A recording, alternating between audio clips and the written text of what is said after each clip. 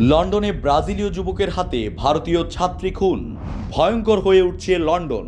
যুক্তরাজ্যের লন্ডনে ছুরিঘাতে এক শিক্ষার্থীর মৃত্যু হয়েছে।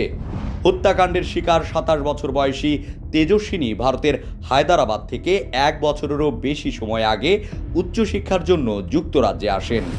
ভারতের সংবাদ মাধ্যম এনডিটিভির প্রতিবেদনে বলা হয়, ওয়েমলি এলাকায় একই ফ্ল্যাটের বাসিন্দা ব্রাজিলিয়ান এক যুবক তাকে হত্যা করেছে বলে অভিযোগ উঠেছে।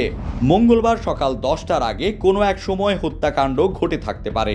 এ বিষয়ে লন্ডন পুলিশ জানিয়েছে, বেশ কয়েকবার ছুরিঘাতের ফলে ঘটনাস্থলেই তার মৃত্যু হয়েছে।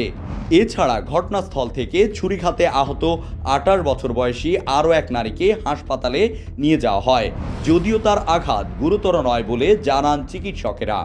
ভারতের হায়দ্রাবাদে বসবাস করা তেজস্বিনীর চাচাতো ভাই বিজয় জানান, মাস্টার্স ডিগ্রি অর্জনের জন্য গত বছরের মার্চে লন্ডনে আসেন তেজস্বিনী। এক সপ্তাহেরও কম সময় আগে বন্ধুদের নিয়ে ব্রাজিলের ওই যুবকের সঙ্গে ফ্ল্যাট ভাগাভাগি করে থাকা শুরু করেন।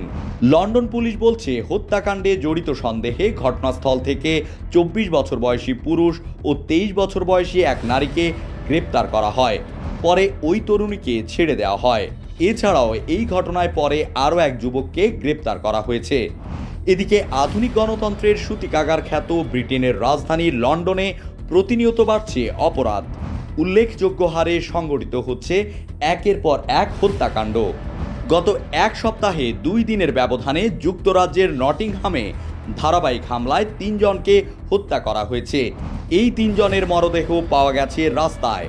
এছাড়া আরও ৩ জনের উপর ভ্যান চাপা দেওয়ার চেষ্টা করা হয়েছে। তাদের ভর্তি করা হয়েছে হাসপাতালে। ব্রিটিশ পুলিশ এ ঘটনাকে ভয়ঙ্কর হত্যাকাণ্ড বলছে।